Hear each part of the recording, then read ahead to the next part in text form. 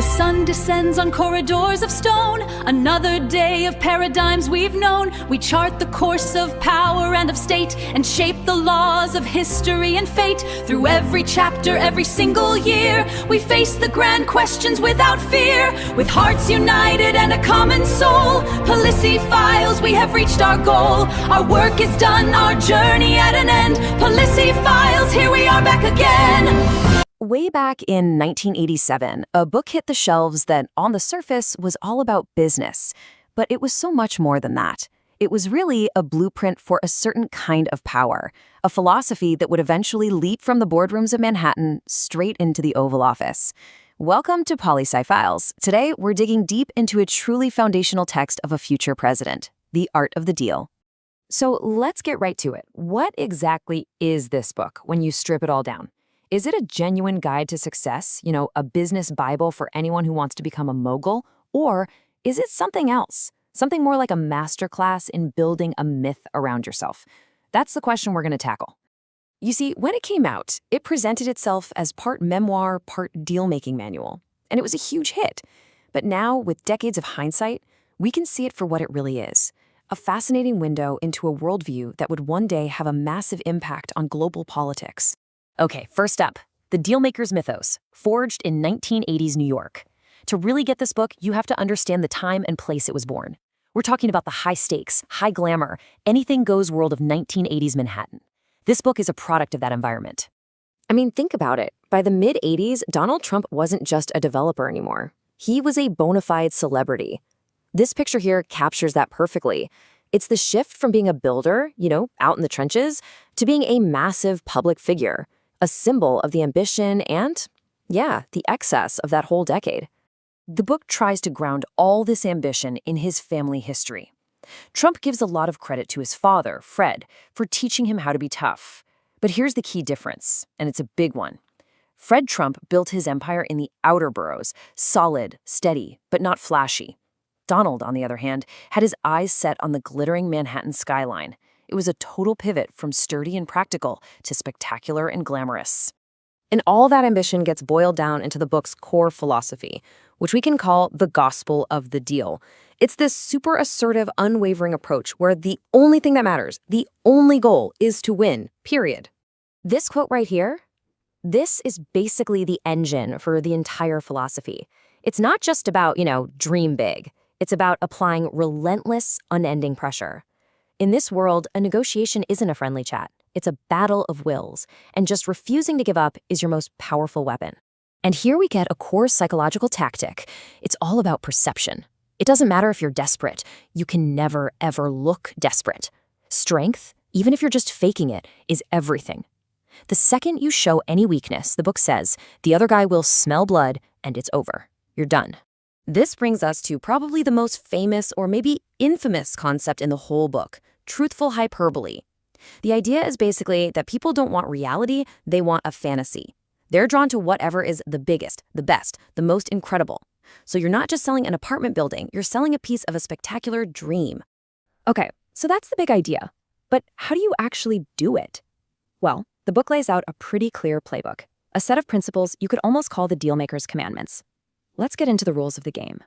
So here's the cheat sheet. You've got mindset stuff like think big. Then you have the hardcore tactics. Use your leverage to stay in control and contain costs to protect your wallet. And then there's the stuff about image and, frankly, aggression. Promote yourself like crazy and always, always fight back. Put them all together and you've got a pretty coherent strategy. Let's dig into that first one, think big. The book frames this as a kind of psychological hack. The argument is that most people limit themselves because they're afraid to succeed. So, by just daring to have a massive vision, you've already beaten most of the competition without even trying. Now, pay close attention to this next one. Use your leverage. The book's definition here is absolutely critical. This isn't about finding a fair middle ground. Nope. It's about finding out what the other person needs, what they absolutely cannot live without, and then using that to get what you want. It's a raw power play. And to prove that this all works, the book offers up the Woolman Rink story as its star case study. It's a brilliant piece of storytelling. You've got the slow, incompetent city government fumbling for years. Then, the heroic private dealmaker swoops in, gets it done in a fraction of the time, and saves money. It's the perfect PR narrative to sell the whole philosophy. But okay, that was the 80s. How does this whole winner-take-all philosophy actually hold up today? When you put it next to decades of research on how negotiation really works, does it look like a masterpiece? Or does it start to look, well, pretty flawed?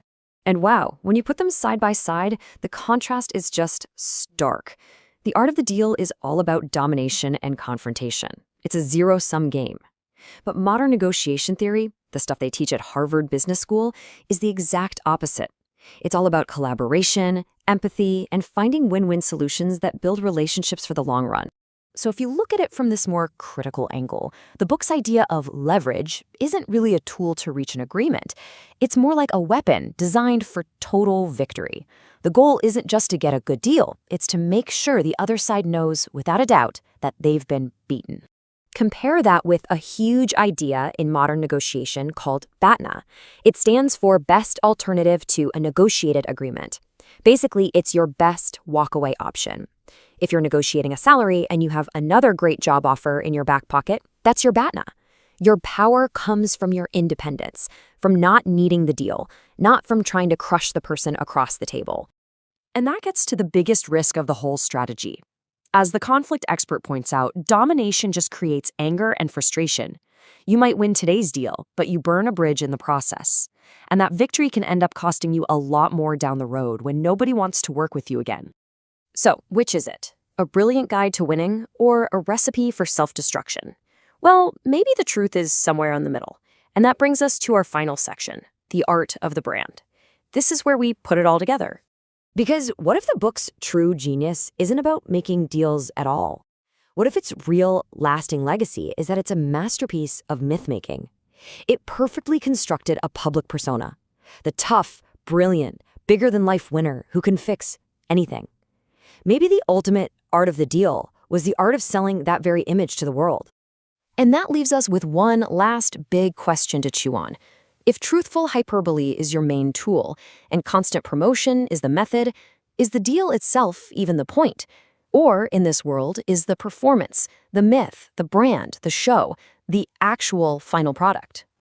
What do you think? I'd really love to hear your take in the comments below.